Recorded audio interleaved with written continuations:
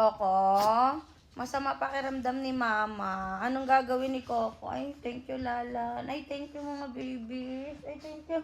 Thank you po, thank you. Thank you, thank you. Coco! Coco, halika dito. Anong ginagawa ni Biboy pag masakit ulo ni Mama?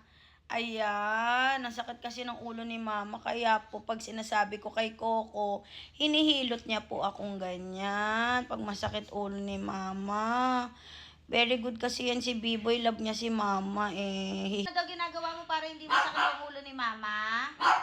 Ha? Paano ang ginagawa ni Coco? O, di ba? Alam niya talaga. Para hindi daw sumakit ang ulo ni Mama. Para daw mawala yung sakit ng ulo. O, good job talaga si Biboy eh. O, di ka na. Okay na, Biboy. Okay na. Good job, Biboy. Okay sa si Mami. Love you.